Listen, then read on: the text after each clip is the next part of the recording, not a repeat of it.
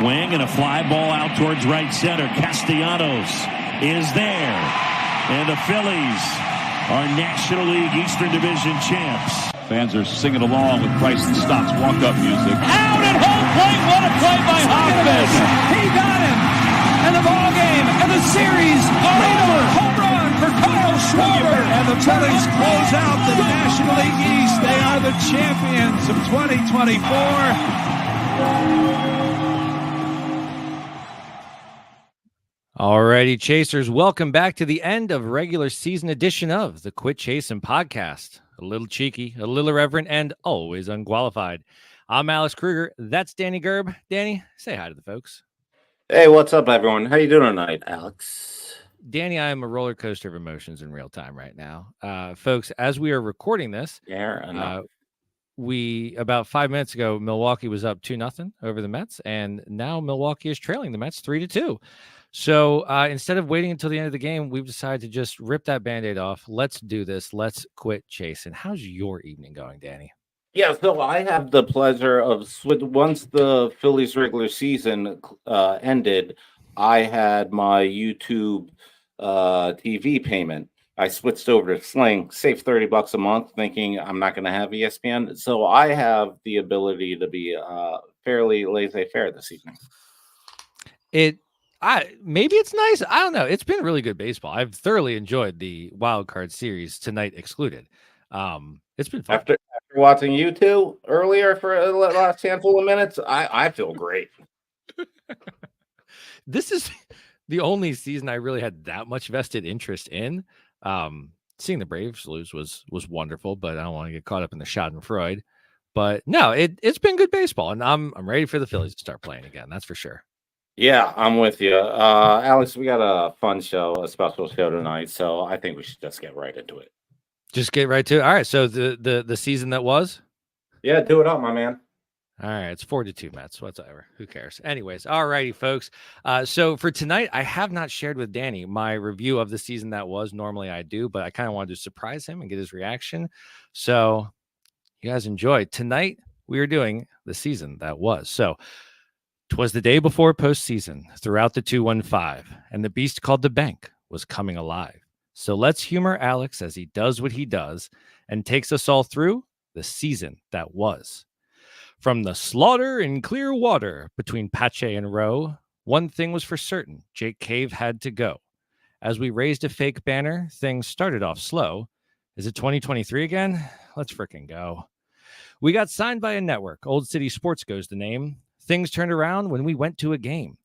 Danny the Grump's heart grew 3 sizes that day at a City Connect game where he met Audrey and Tay. The quarter table round table, we first welcomed in friends. This team got real hot, dog. We were winners again. We welcomed Mike Roscoe from 2nd and 15. We started posting on YouTube. Now we could be seen. The team packed their bags and to London they flew. Can someone tell Fox? I'm not convinced that they knew. The team was cooling off, but we weren't aware. So we made our rock band. We were fat, dumb, and happy with no cares. But as our All-Stars got hit and the Bone Run Derby was pandered to, I don't remember the All-Star game because we had some work to do. Our first live show, the 999 Challenge against Pitt. We gorged, but they played and we felt like shit. Fish and Chris Ferry joined, beaming into my home, and Danny forgave Matty P for dialing in on a phone. Now the bats had gone cold. Some arms got blown up. Grimace and OMG happened. Seriously, what the fudge? We stopped having fun. We DFA'd media stables. And Let's Read Our Texts was barely a quad air. No more cold opens. Danny recharged in Cali. So I brought in my nephews. Nepotism's right up my alley. Their youthful optimism and hope changed our tune that day. We had fun again and dusted off the May. We talked Ren Fair weirdness, clinched the division in that damn bye. But wouldn't you know, the Mets just won't die. Now, give me a moment. I feel I must mention the ladies who often did not get our attention. To Kara and Kim, from me and Danny, my brother, I promise we do love you both more than each other. So on Schwarber, on Turner, on Bryce with the flair, on Bomer, on Casty, on Stott with the hair. Now JT and Marsh, my dudes, play your roles. And let's pray we aren't slain by our own 9-hole. Let's get that trophy back. Prove Topper's that guy. Don't dance on your own. It's not time to say bye. 162's over, as if you didn't know. It's Red October. Ring the bell, and let's fucking go. Well done, you big dork. I knew it was going to be cheesy. I knew it was going to be hokey. Cheesy. I knew you were going to Alex all over it. I was not expecting that amount of Alex. Well done, dude. The only thing you forgot, you didn't mention Sean taking a break from Hot Girl Summer, but other than that, absolutely phenomenal. It was so much fun. So, we were talking about how we wanted to recap this season, and we decided instead of recapping the Phillies season, because there's probably about 13 other podcasts that are going to do that, let's recap our season, our inaugural season on the podcasting game. And I feel like I got the right quick hits and I got the good shout outs in there. And dude, once I started, the thing just kind of came to me. It was so much fun making that. Yeah, good job, man. I think you nailed it. And for, you know what you did? You skipped one thing. Our loyal, our small but mighty listenership went from Chasers to Chase Nation. They graduated along the way as we grew, they grew. So that's so true. That's so true. We are a small but not mighty nation. So yes, that was fun. Yeah, well done, Alex. Let's go on a break. Let's do it.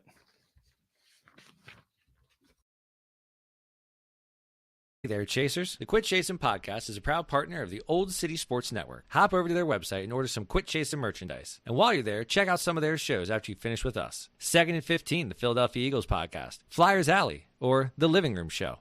Support those that support us. Speaking of which, the baseball season is winding down. You'll want to experience the game in person before time runs out. With our sponsor, SeatGeek, you can get $20 off on your first order when you use the promo code Old City Sports Network. Don't forget the E at the end of Old. Before you head to a game, you want to make sure you're groomed to perfection. Make sure to check out Warlord Beard Essentials. And while you're there, use promo code OLDSPORTS in all caps and get 15% off and then free shipping on all orders over $65. Lastly, Chasers, I highly recommend you check out Righteous Felon Jerky Cartel. Head to the Righteous Felon Jerky Cartel site and use code OCSN, all lowercase, and get 15% off of your order, plus free shipping on orders over $50. It's so simple, a Mets fan could almost do it. Dude, when you recorded that, who knew that was going to bite us in the ass? Real hard. That, the egg on my face, Daniel-san. Egg on my face, but that's okay. That's what is going on? I see people. I was in the zone reading my little limerick. It's a lot to a little, I think, like at least 4-2. I'm pretty sure. Either way, it hurts my soul. So let's not talk Mets yet. I'm sure they're going to come up. Let's talk Phillies and Chase Nation, as we just alluded to. We often want to put a comprehensive show together that's both informative and fun. And when I think of the Phillies and both entertaining and informative, it's hard not to think of our guest this week. He is a host of the High Hopes podcast, a producer at WIP, and the host of Phillies After Dark. Oh, no, I'm sorry. That's The Final Out. Ladies and gentlemen, Phillies After Dark. It gives the Quit Chasing podcast great pleasure to welcome in the one and only Mr. Jack Fritz.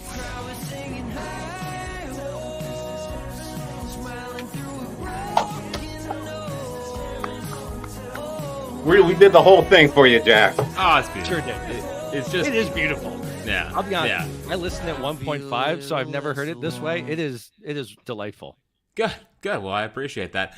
Pete Alonso, I'm just getting that out of the way. He's the worst. There's no one worse. And now the Brewers do have a runner on base, so we take it. And we are recording this live right now, so the Brewers could come back and win this ball game. I think we were talking maybe 10 minutes ago about how I would rather the Brewers just win it, even though we're both kind of nervous about their pitching, rather than the Mets find some stupid way to come back and win. And of course, what happens is that Pete Alonso hits a home run to give them the lead. So it seems like we're trending towards Phillies Mets, which will be both fun and awful at the same time. Well, silver lining of it all, my worry about the Brewers depends. So what do I know, right? Well, Devin Williams is. I feel like the Phillies have never gotten a single base hit off of him, so maybe that's just us and projecting that onto other teams. Very possible. If nothing else, dude, everyone's played the last how many days in a row for them, so you got to imagine the jet lag or something. I don't know. I'm looking for silver linings all over the place. Yeah. So if you talk about like a hot team, this team has been hot since mid-August. Like London. I wouldn't go that far, but wouldn't. Yeah, I'm sure if you want to make that argument, but like that's the other thing. Like hot teams, man, how do they stay this hot this long? It's insane. So wheels are falling off, and that is at least my high hope. Yeah, I mean, you have the hope that this is a team that, I mean, I'm pretty sure they have the best record in baseball since London, so that's kind of worrisome. And before last night, they had won 21 of 30. So, listen, I would be lying if I said that I don't believe that they have the look, and the Pete Alonso home run does not exactly calm me down from that standpoint. But there was a point when they were down 2-0 where it's like you look at the team top to bottom, and it's hard to envision it. You know, I think people have compared them to I think mainly just me, but like the 19 Nationals or maybe the 21 Braves. But the 19 Nationals had Scherzer and Strasburg and Corbin and Turner and Soto, and like they have some good players, but they don't have that. And you look at the bullpen. I mean, the fact that they have David Peterson have to close out this game, I thought he was going to be the game one starter. Maybe he could come back and do that. I don't know, but yeah, they're on paper they're not that scary, but when you get into the games and the never say die kind of attitude, they have that. They sure do. And Danny, they're coming to the bank. It is official. They just won. Like I said, bring them, man. Like bring them on. You're gonna play a hot team. Let's just get it over with. That being said, man, want to have some fun? Yeah, let's celebrate the Phillies season thus far, the end of the regular season. Let's have some fun and let's dish out some awards, man.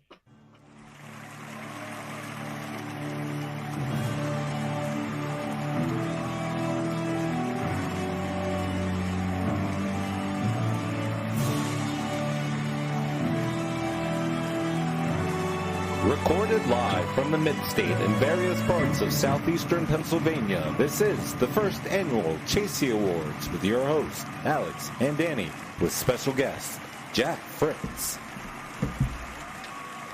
You know, when I made that, I didn't know we'd just be staring at each other, and that was way longer than I thought it was going to be. That's, yeah, man, there's nothing worse than that. Like when in radio, same thing happens. Yeah. Yeah.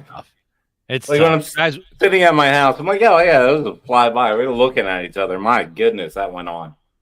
So it's yeah. I got nothing on that, Dano. It's all right though. In theory, the idea and the concept was dynamite. I'll give you that.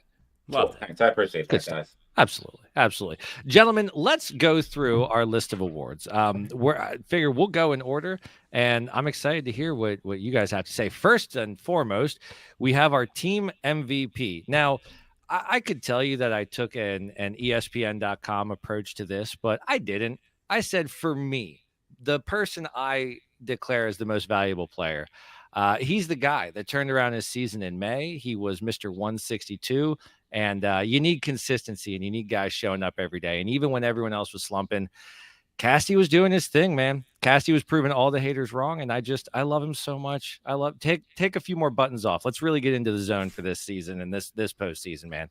Casty all day. How about you, Jack? Yeah, I mean, Casty is a good choice. It's pretty unbelievable. He was batting 180 something at the end of May or whatever. So it seems like he's gonna be the cleanup hitter, which is gonna be interesting. But it's a good choice. I'm going with Schwarber. You know, Schwarber is this team's leader. He had a really good year. Again, the second Philly in team history, or the third Philly to have 2 seasons of 100, 100, 100.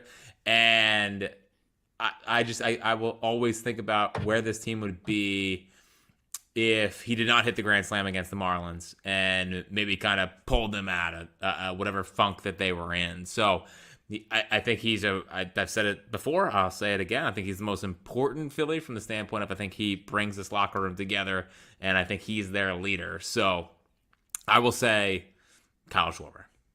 Yeah, I'm with you, Jack. I had him as well for exact same reasons, except for the Marlins Grand Slam. I liked it. I didn't put that much stock into it, but hey, we're man. moments. That was moments, the moment. man. Yeah, we're moments men for sure. That's fair. One of the things that I noticed about him that I liked about him is so if you notice, like after the post games, you got one of three guys that are coming out. It was either Turner, Harper, or Schwarber, and the crappy losses, the ugly losses, the time for someone to step up. Schwarber was always the guy that was coming out for those ones too. So on top of the stuff you said, and like he was the one that was taking the mics on those nights, I agree with you.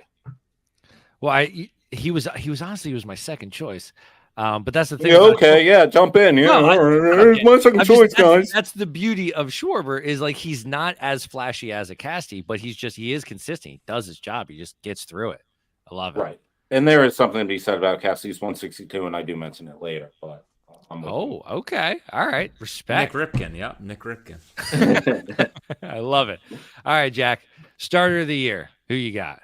Well, we know the chalk answer, but I think the thing that has people excited or more excited about heading into this postseason is that you don't feel like you have just two starters in Nola and Wheeler.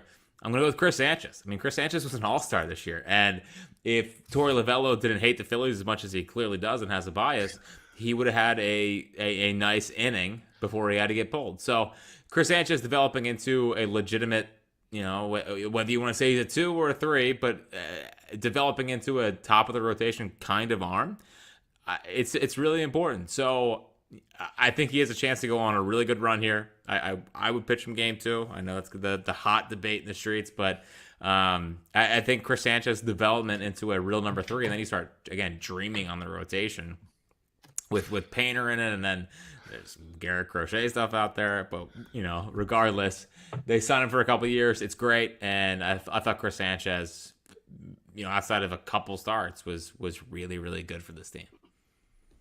I had the same. I had Chris. I saw two of my live games last year were Sanchez, and at the first time I was like, "Great, I'm going to a Sanchez game." Then the second time I was like, "Oh, sweet, I'm going to a Sanchez game." Like, there's just something about him. You can depend on him to typically, knock on wood, not give up more than 3 runs, and as long as the bats come alive, like he's going to do his job, and he does.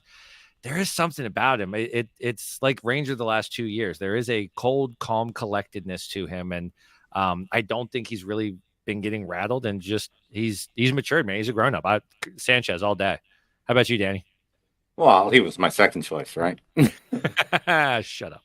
All right, who's your choice? Well, I obviously went with the stock answer. I mean, it's got to be Wheeler. Like he's your guy. He's your workhorse. He did the 200. You got to think that Sale's probably your Cy Young, but that not. Come on, man. 23 innings. 23 innings. That's what I'm saying. Scratching that last start, getting the 200. Like I think there is. I think there's a high chance you see it, and I put him at the start of the year for the Phillies. I mean, I get what you guys are saying, but how do you not go Wheeler? I get it. You know what? I've never really picked the popular ones. My favorite Looney Tune wasn't Bugs. Okay, I like to go a little avant-garde with it. It is what it is. Fair enough. Having said that, Danny, Fireman of the Year. Who you got? Yeah, and explain what Fireman of the Year is to my mom, so that she understands what you're saying there. The little boys have so it's your reliever. You're bringing him in. He's cleaning up messes. He's putting out the fire. It's literally where the turn came from. They're typically coming 30 innings. So here's the deal. You want to say Jeff Hoffman, right? Like he is the definition of the fireman. He's a reliever. Setup man, closer. None of that exists in a topper deployment world, but fireman, you can give him that title, no questions asked. That being said, I didn't. I gave it to Strom. So Strom is pitching a sub-2 ERA right now. He's got about 4 innings less than Hoffman. So, is what it is. But I like Strom. I like his stuff. I think he's dependable. Drilling Gavin Lux in L.A., putting down his latte to run out of the clubhouse to join the fracas against the Rays. Like all of that factored into my decision, and I went with Strom. I can respect that. What about you, Jack? Who's coming out of the pen for you? So I'm going to go with a guy who's been really good, but a bit of a projection at the same time. Because there was a time there in the middle where he was not throwing his fastball for whatever reason. Okay. And it's just, let's understand when you are at your best is when you're throwing your fastball more. But I'm going with the Ryan Kerkering, who I think that in the postseason, when it starts, it's going to start on Saturday, whatever, you know what I mean? He's going to be that kind of guy. He's going to be in the Hoffman role of last year, where Hoffman was the first guy out of the bullpen to get a big out. I think that everyone's kind of pushed back now. I think Strom's pushed back. I think Estevez is pushed back. I think Hoffman's pushed back. It's going to be Kerkering in that fourth, fifth, sixth kind of spot for them. So I'll go Ryan Kerkering on a little bit of a projection. I love, and that's so on brand for you that I appreciate that. That's good. Thank you. I kind of thought when you started going, you were going to do something like, if you look at the numbers, Ruiz is showing. I was waiting for it. I'm not a stat guy, strictly eye test. No, well, yeah, that is not our brand. Danny, the fact that you brought stats to this fight makes me a little upset. I'll be honest. That is Bush League stuff from you. I know. I do it once every 5 weeks. So relax. Right. So I'm gonna go with my fireman of the year. I love that all three of us have a different one because sometimes I guess I do pick Bugs Bunny. It is Jeff Hoffman for me. You want to give me your dirtiest, sleaziest innings? Bring in Jeff Hoffman. I have no doubt in my mind he is going to do what he's going to need to do. You need someone to clean up Charlie Sheen's mess. Bring in Jeff Hoffman. He's going to get the job done. I love him to pieces, and everything about his vibe is what I want in a reliever. He reminds me of Johnny Lawrence from Karate Kid and Cobra Kai. Like, he's exactly who I want. 100%. Jeff Hoffman all day, every day. Yes. I was waiting for it. Damn right. All right. Now he was my second answer. Yeah, there you go. I love it. Yeah. He was my second. We're 3 for 3. He's pretty good. The Jeff Hoffman guy's pretty good. Would like to extend him if possible. Not too shabby. I'll take him all day. 2-time All Valley champion. You gotta love it. Nice. All right. So, Danny, this is a question you and I have been asking each other all year long. Love it. Yeah. Most likely to Greg Dobbs. We have gone back and forth. You and I have traded barbs. I'm super excited for Jack's answer, but first I'm going to give him ours, and that is, for me, it's Edmundo Sosa. He's got that Gene Segura vibe to him. There's something about him that I think he's not going to falter in the moment, and he's got a little magic in his bat, dude. Edmundo Sosa all day. How about you, Dano? Cody the Rake. Like that. Why young Cody Clemens, the son of the rocket, the missile? What do you call the son of a rocket? Yeah, I don't know. Torpedo, missile? Sure. I think it's I guess a missile. I guess they're smaller. Torpedoes are underwater, so that can't work. Yeah, you're right. You're right. That's That's a cricket term. Yeah, not a big science guy, but I think that makes a lot of Works. sense. Yeah. So I've been this question I think was tailor made for me, which I appreciate because all I care about is who's the Greg Dobbs. Everyone can talk about the stars. They have the right guys. They have a clutch gene. But like, if you don't have a guy that can hit 300 off the bench, what's the point of even going out there and lacing them up? So I'm mad that Danny took Cody Clemens. He's been my Dobbsy all year, no doubt about it. And he has a bit of a clutch feel to him, which I appreciate. And I think he's going to be playing a good amount because I think Johan Rojas, they seem like they are kind of stuck with what they want to do there. Do they want to have him not start the game if you're facing, if you're facing a righty, and then bring him in late for defensive stuff? Either way, there's going to be multiple scenarios, I think, where you're going to need a Cody Clemens at bat in the 5th, 6th, 7th, 8th, whatever, where Johan Rojas is up, and they got to make a decision of do we stick with him or do we go to a pinch hitter? And I think the pinch hitter they trust a lot is Cody Clemens. Yeah. Will they go to the pinch hitter though? I think so. There's been enough talk about it, and I know that last year with the Game 7 still haunts everyone, but yeah. They talked about it on. Thompson was on the air today talking about it. So it seems like they've been telegraphing that one for a little bit. So I do think that's going to be something they're definitely going to consider.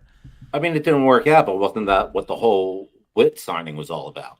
100% right. 100% yeah, right. So Well, what are you getting a sense of their platooning left and center?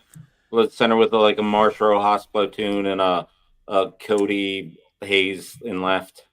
Weston. Oh, and Weston, yeah, I think Weston's in there as well. I thought no if the Die Brewers, Hunter Pence. I don't need to see Die Hunter Pence this year. I don't think. I thought if the Brewers won tonight, given the amount of righties they have, they don't have a lefty starter. I thought maybe they would go with Cal Stevenson on the roster just to have another center fielder. But now that they lost, I don't think that's the case anymore. But I mean, again, Rob Thompson said yesterday that Austin Hayes might play every day, so they seem pretty convinced. I still think if I was betting money on it, I think the majority that we get is going to be Rojas Marsh. I think that when they've needed wins, I think that they've gone with those two. So that's what I think. Alex is trying to get Diet Hunter Pence going. I really am for Austin Hayes. I feel like he is a low-cal Hunter Pence. Well, I mean, I just call him morning track power. It's just he that's exactly it. Exactly it, man. It's wild. It's like Stubbs, when Stubbs hits one of those just missiles and launch and it goes like 120 yards. Yeah. What just happened here? Yeah, no, 100%. All right. So that brings us in a weird roundabout kind of way to our 2024 breakout star of the year. Danny, who you got? Yeah, so this might be a cop-out, and I apologize, but I am going with the bench. I mean, you got Cody the Rake, Cal Stevens laying down that bunt. Like, I love that bunt, man. Buddy Kennedy forcing a huge walk. Weston Wilson coming off. Sosa just playing out of his shoes when Turner was out. Like, I'm giving it to the bench. I love it.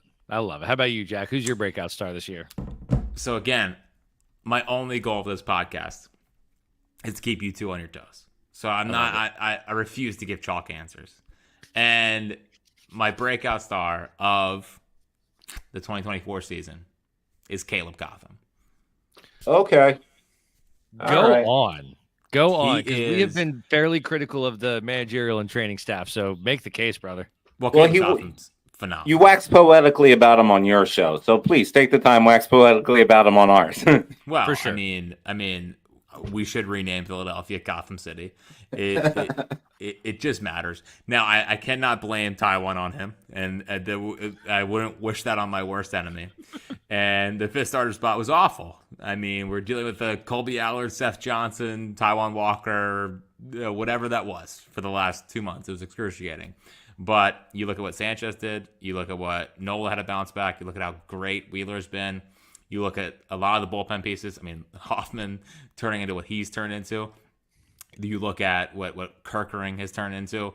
I mean, there's been a lot of pitchers that I think that they've gotten the most out of. And if you ask people what has made this Phillies team different than the last couple of years, or why do you believe more, it's not the offense, even though the offense is a lot of the high-paid guys, because there's still that feeling in your gut that they're going to chase all over the place. It's the pitching. And when you have the three that they have, you have six in the bullpen that you feel pretty good about them. I mean, again, Jose Ruiz was not on the Diamondbacks roster last year, essentially, and he has potential to take down some big innings for the Phillies. So I think Caleb Cotham is really, really good, and I hope he continues to stays here, first of all, but I hope that people continue to praise him. I like it. You know what? I'm critical, but I can find love for Caleb. Damn it. That's great. I like that you went a little bit outside the box. I did too. So for my thought process, I wanted someone that we all know and love and have known and loved for years, but the national stage has really started to understand and appreciate this person's power, and the national media, the national audience has really started to appreciate this person's game, and that's John Kruk. I think, from being featured on the Colbert Report to, Apple TV actually bringing on T-Mac and Kruk. They did that because Kruk is just eyeballs and ears. He has been delightful. Every story he tells has the possibility of making thousands of children worldwide just smile happily. So my breakout star of the year on a national level, John Kruk, all day. That's actually a fair one. I mean, a couple of his stories was the prison story or jail story that went viral. I think he is adopting the child with T-Mac. Yeah, I think the Mets booth is probably the most known, I guess, in baseball. But I think Kruk is of the local guys. I think people are all in on John Kruk. 100%. You can't get better. Yeah, He was on last week tonight. Is that the name of it? The John Oliver show? Yes, I do. was that like It was 3 weeks ago? Yeah. I think so. Yeah. Yeah. And Oh. he's my moment of zen every time. Nice. Darn right. All right, Jack, we did this last award just for you. We are Thank you. fans of a good Phillies bit, but we know that no one calls out a good Phillies bit quite like you and James Seltzer on the High Hopes podcast. So, what's the 2024 Phillies bit of the year? Yeah, so it's tough because we talked about it on the pod a couple times where we were like, well, where is it? You know, where's the hey, we're gonna hit a huge home run, everyone's gonna get super excited, and then we're gonna blow the save. You know, that was a patent of the 2023 Phillies. It was the worst experience of all time. So, but I think that the most consistent bit, if we're looking for consistency, because that's key to a great bet, is the Cook to Dave Dombrowski signing, where it's Chase Anderson a couple years ago. It's Matt Moore, Jerry's Familia, Didi, Craig Kimbrell, who I don't care that he was an all-star, still cooked. And this year with Merrifield. It's a tradition unlike any other. They let him, the analytics department, barring their better judgment, they say, all right, Dave, you get one. You get one of these old guys. Hopefully you get it right. And for the fourth straight year, did not get it right. So I can't kill him too much because I was very excited when they signed with Merrifield. But nevertheless, the Dave Dombrowski signing a cooked player and the guy still being cooked, even though they paid him a good amount of money for the fourth year in a row, is the bit of the year. I talked myself into Kimbrell. That is a well-tested, just phenomenal bit. Tried and true, as they could say. Yeah. That is the Kimbrell blown save off the Harper's 300th. That one was infuriating. I forgot about that game. The funny thing about even the Kimbrell signing is Baltimore gave him a million more. He got a raise. He got a raise at the end. Insane. For such a smart team, they're so dumb. Amen. Absolutely. So, all right then. If you have it, who's on your radar for next year's Dombrowski signing? That's a fair question. I feel like it's going to be some kind of starter, because they're going to want someone for Taiwan's going to be in spring training, so everyone. We know. Sorry to break the news to you, but he's probably going to be in spring training. But they're going to want like a Turnbull kind of guy, but Turnbull is probably done. Again, I keep just asking for a John Lester signing. Guy knows how to win, He could be Jamie Moyer, you know what I mean? So him, I don't know. I gotta kind of look at the free agents, but it'll happen. It's been going on for too long, so I look forward to the signing. I would not mind a 40-year-old guy with a whole bunch of stuff. That'd be amazing, dude. Come on, give me 06 Kenny Rogers that is pitching in the ALCS. That's who I want. Dude, all right, I got it. Never a doubt. It took me 3 seconds. Scherzer. I mean, he's gonna pay Scherzer, right? Fantastic call. That's a fantastic call. Or Verlander. Someone's gonna pay Verlander $40 million next year, or whatever the hell he gets paid annually. Something ridiculous. There's so many names. You know who else is a free agent? Not to turn this into an off-season podcast, but Kenley Jansen's a free agent. Ooh, I mean, that's got Philly written all over it. That's got he might as well, if they could sign Charlie Blackmon. I know he's retiring, but that feels like a name that would make a lot of sense. But I do think the number one seed early as we get into this would definitely be Kenley Jansen. I like that. That's good. And honestly, Danny, that kind of segues us perfectly into our next segment. It kills it a little, but yeah, we'll do it. So no, it's perfect. Chasey, let us take a moment and I guess respectfully remember those that we've lost this season. Thank you, Alex. You should have done it.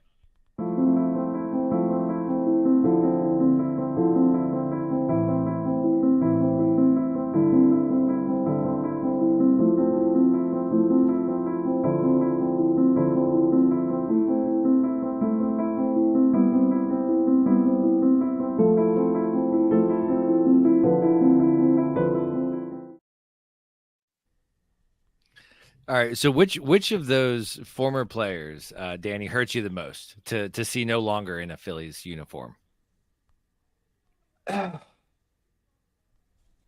who do you I'm really good. have your hope? Really, no one. No. I know you were. No, I'm You fine. know who I'm I'm going to fine. say, don't you? Yeah, I do. Who am I going to say? You were gonna say Pinto, man. That was you wanted Absolutely him to not. be That was something. that was Oh, a really? that was a That was great just the pun for 2 okay. games. It's No, a Sir great story, Anthony. though. It's a great story. It's a phenomenal pun. We had to sell the Pinto, man. It got chopped up for parts. What are you gonna do? But no, Sir Anthony all day. I had such Oh high hopes yeah. for I him. sorry if I He thought for a broke my heart. second I would have known that. Yeah, maybe. All right. But you know what, Danny? While we're getting into it, while we're being honest, let's be honest, man. We have again danced around this, skirted around this all year. So I got to ask you, do the 2024 Phillies possess clutch? All right. 2024 Reese was clutch against Strider. Harper was clutch for the Bedlam. And in 2023, Stoddy was clutch against the Fish. Harper was clutch when someone had to show RC at the door. But in Arizona, there wasn't a drip of clutch. Does this team have it? And where's it going to come from in this postseason? What do you think, Jack? So it's tough because I do agree with you. They kind of ran out of steam with that. And I guess the biggest fear, or one of the bigger fears that I have, is this team when they are out in front, how do they handle that? It's almost like they like being the underdogs. And, they won the division, but also got super kind of choppy there in the middle where they could have easily ran away with the 1 seed, but they had to play 500 baseball for 2.5 months, which is excruciating. So I think it's a fair thing to bring up. I guess I would just try to lend on this is a team that's been in a lot of big games, and I just to say their clutch is more they're the scrappy underdog kind of thing, and the biggest thing that's changed with them is that now that they are theoretically one of the big dogs in the National League. So it's harder for them to be clutch. Now, I think with Harper, I think that's where you have to have him be the clutch guy. I mean, Jeter was the clutch guy for the Yankees. We know that. So I think it comes down to stars, and with this series with the Mets, what worries me, and I don't think Pete Alonso's clutch. I don't really care about the home run tonight. I know that he did it, and congratulations, and it's just the biggest dork in baseball. But like Lindor has some a good amount of clutch feel to him. So it's a hard thing to quantify in baseball, because it's so easy to say, well, they fail 7 out of 10 times and they're considered good. So I think it's a tough thing to quantify. I do think that last year the magic kind of ran out, and then when they got out in front, it was harder for them to kind of pull themselves out of it. I hope they learned from that, but I think it's a fair point. No, I think that's a great call, and I agree with you. As I was running through the past clutchedness since 2022, it was a lot of the big names. It was Reese, it was Bryce many times. So you gotta wonder who it's going to be this time. I don't know. A part of me feels it's Schwarber's turn. He's been consistent, but I haven't seen a whole lot of clutch moments from him this year. But then again, I guess if you need someone in a clutch moment, that means that he had the home run that saved the season. Well, this year, absolutely, yes. I mean, and that's so true.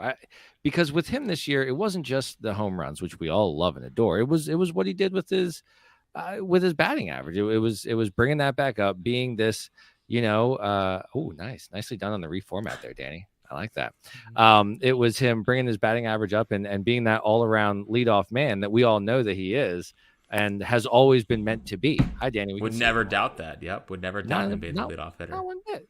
Not one bit. How about you, Dano? Yeah.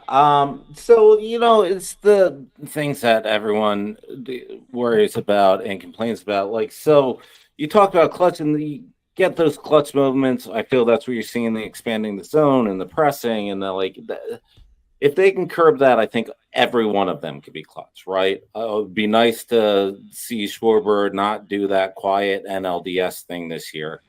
But I have a feeling that it's coming from the pitching staff this year. Like that is where we're going to see our clutch stuff. So one of the worries with like the Braves, or not the Braves, if it were to have been the Brewers, was you're going to get some whatever games, depending on what Phil's offense comes out. The Brewers didn't hit much. They wouldn't hit much. Those are going to be pitching games, 2-1 games, 3-2 games. So I think our clutchness is going to come out of the bullpen in those first 3 starters. I would love for this whole Topper, and even like on that bus rally thing that goes to the city. I'm all over the place on the screen. Sorry. Whatever that Q&A bus rally thing that they're doing. If Ben Davis was saying it, this whole like hope of Ranger, the adrenaline playoff, man, I hope they're right, but I think, and if that is true, if you get that playoff adrenaline and that's all that cures Ranger, then there you go. My clutch is coming out of the pitching staff. I hope so, man, but I don't know. There's a difference between slumping and injured, and I don't think Ranger's been right since that he took that liner off the hand, and that's the thing that's been worrying me. And it's all just cascaded. Like maybe that specific injury has healed, but the way he's had to compensate, the way he's had to change his mechanics and stuff to get power away from the hand. I don't know, man. I pray to God that our Lord and Savior Ranger Suarez is playoff Ranger in the next couple of days. But if he's not, dude, like my man's injured. He needs some time to rest up. I hear you though. Yeah, the Ranger thing's a big swing here. I mean, it's a big swing for the series again, because if he's not good in Game 4, and it looks like the Ranger that we've seen the last 4 starts, they have to make a decision there if they win in advance, if they're going to let him pitch in the NLCS. Do they have to go Turnbull? Do they have to go more of an opener? So Ranger's a big swing, and it just depletes your bullpen by not having a starter be able to go deep into a game. Absolutely. I couldn't agree more. And time will tell. Time will tell. Oh, goddamn. Baseball. It's got me amped up, Danny. So I have to ask, what's got you amped up, bud? Yeah, so I'm doing whatever. I'm just get me to Saturday. So I'm mildly amped up. I'm gonna do 2 things. Yeah, I'm mildly amped up. If you would ask me a handful of days ago, before the postseason started, I would have said it was the final day of baseball, the final game. So there's just, even for teams that aren't in the hunt, going to the dance in October, the way baseball just connects with people and makes memories. And Hap tossing the ball up with a couple of hundos, telling the fans the beers are on him. Joey Bowser running out alone of the last Rockies game. What is that reference? No one gets the Joey Bowser reference, Danny. I'm still rolling with it. I like it. I love you. I appreciate the consistency and your dedication to the bit. Thank you. The emotion. It's the most important thing you can do. It's the most important thing you can do. Hammer at home. Someone will enjoy it. The emotion you saw at the Coliseum, like even the whole hard not to be romantic about baseball, right? And even if your team isn't going to dance, there's ways to connect with the fans and make these memories and make baseball special, make viral moments, and I just love it. I'm here for it. Nicely done, Danny. For someone that was only moderately amped up, well played. I've ranted more, but I figure we'll keep it positive this time. You ranted more? No, I have. All right. So what's got me amped up, man? The baseball poop gods. Series. Oh, poop series. Love it or hate it, brother. Okay. Here's my thing with the baseball gods. Okay.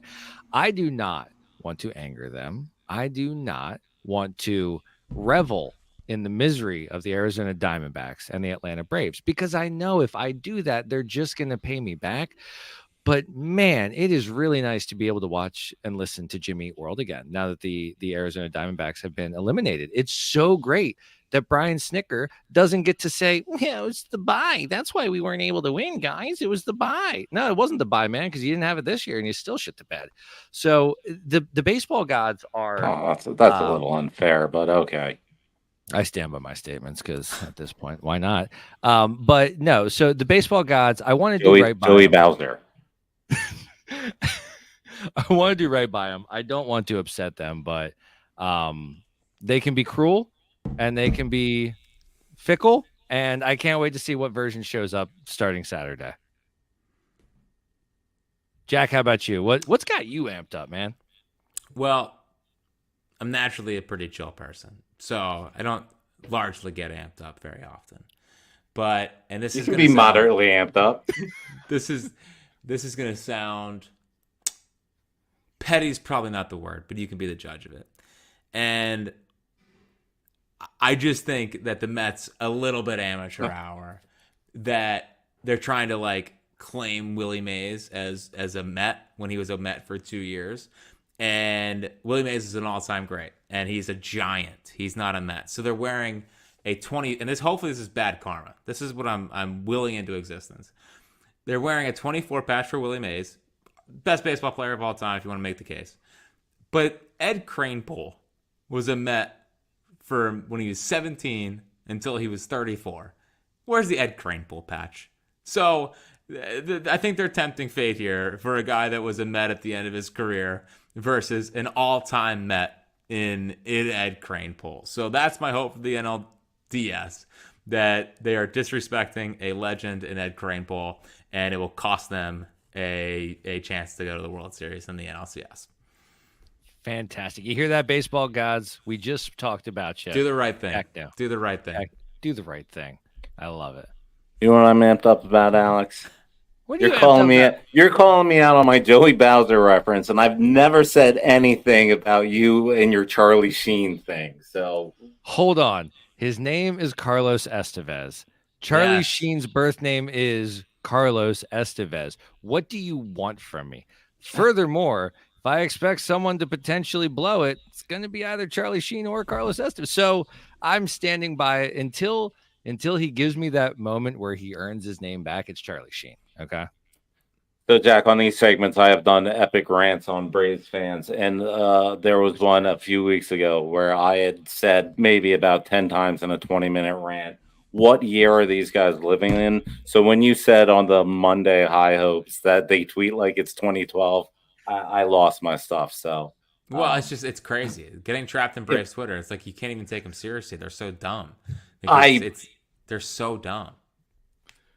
I've killed so many minutes on that, but yes, absolutely. It's infuriating, and I'm glad I wasn't the only one that realized that they are lost in a time machine. So hearing that just validated, and I loved it, and I love you even more for it. Good. And guess what? That brings us to love it, hate it. What's that, Danny? Love it, hate it. All right. So this week, and Jack, as someone that gets to go to CBP during the postseason often, you guys are doing Final Out all weekend? So we're doing pregame, postgame, all that good stuff. So we're there.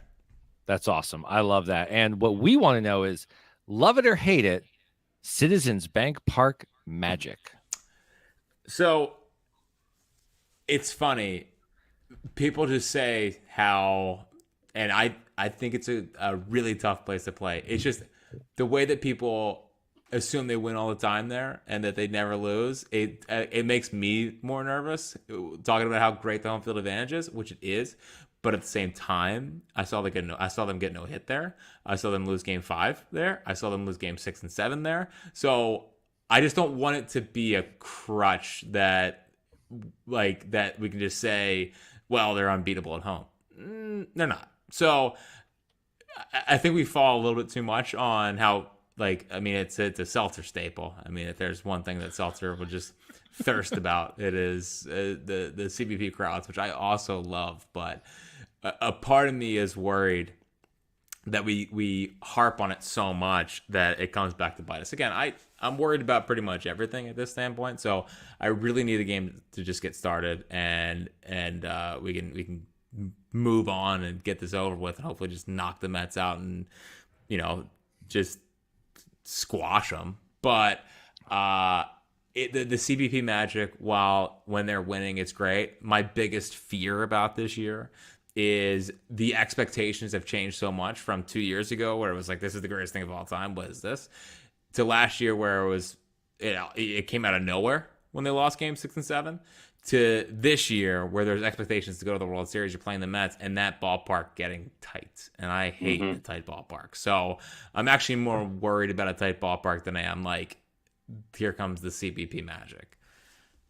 No, I think that's perfectly fair. Yeah, you're right there with us. We've talked about it. I think we've talked about it on the show. We talk about it just between us. So that's exactly how we feel about it. Listen, it's a magical place. It's fun. I was, but much like James, I also want my epitaph to be I was in the park for Bedlam at the Bank.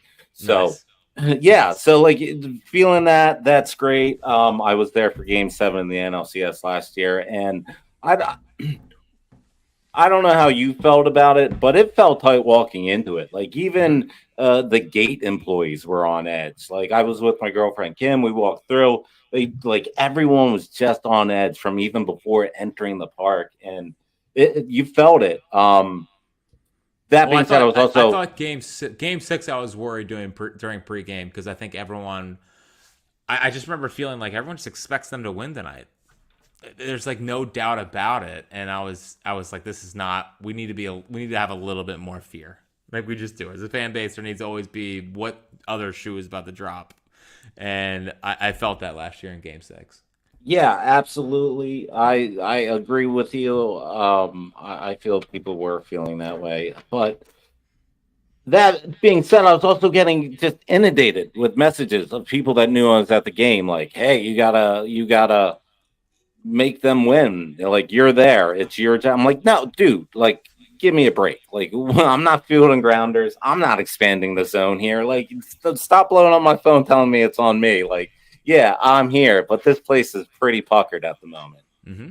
Yeah, for sure. Jack, I'm curious actually on that note. So going into 6 to 7, you were a little bit kind of verklempt at the overabundant, not arrogance, not cocky, but like the extreme belief going on.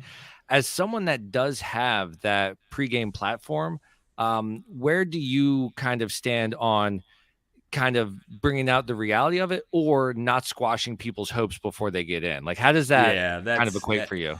Yeah, it's one of those things where if you're going to the ballpark, you want to be excited. So, you kind of lean into it. It was more, I think I might have mentioned it. I forget if I did. If I didn't, I said it off the air. Like, this feels odd. It feels odd. So I think in that scenario, it's Game 6. They just won Game 5. That's we're here to fire everyone up rather than.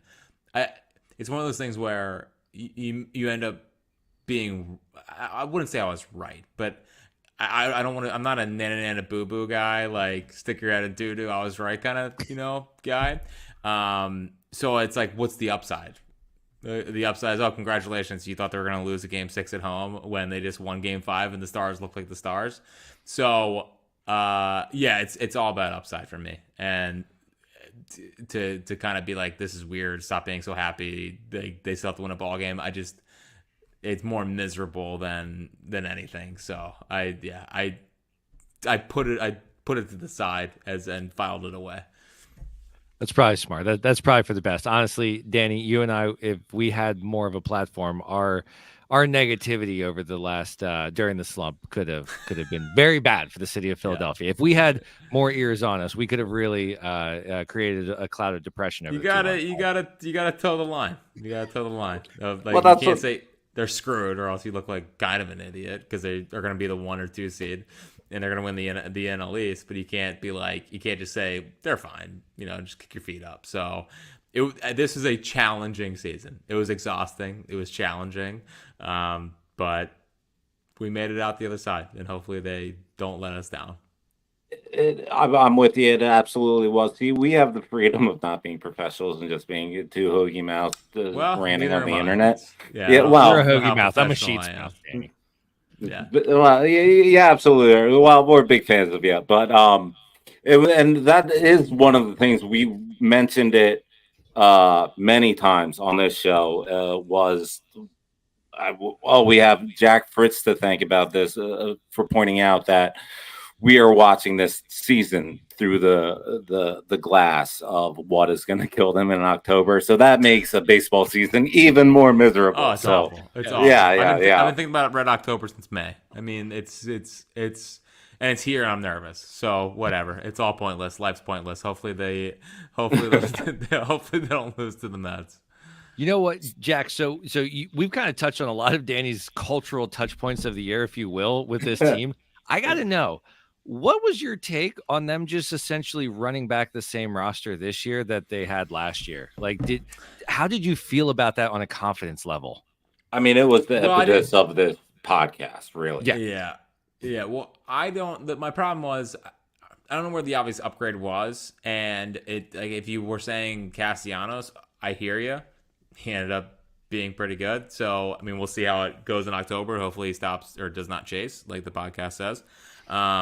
But I guess I talked myself into it just because they're doubling down on the inner fire. I guess I just don't know where the super big upgrade was, other than if they wanted to just build a super bullpen. I don't think anyone was taking Castellanos' contract. They weren't trading JT. They were not going to re-sign Reese. Stott was there, Bohm was there, Turner was there. You had to figure out center field. I think they wanted to give Rojas a shot because they like him. So I ended up being fine with it. It was a really boring winter. We're going to have to plan better this year because they probably, outside of signing Soto, probably aren't going to do too much. But, I think the I guess worry about heading into this postseason, even though it's not really worry, but is this might be the last run of these guys. Because if they come up short, whether it's NLCS or I think if they make the NLCS, you're not going to blow up the entire core, and even if they lose in the NLDS, but there's going to be some kind of shakeup if they lose to the Mets, I think. Well, you definitely have to put work into the outfield, get that all figured out. Mm-hmm. Yeah. Other than that, can you really do? Where's some movement?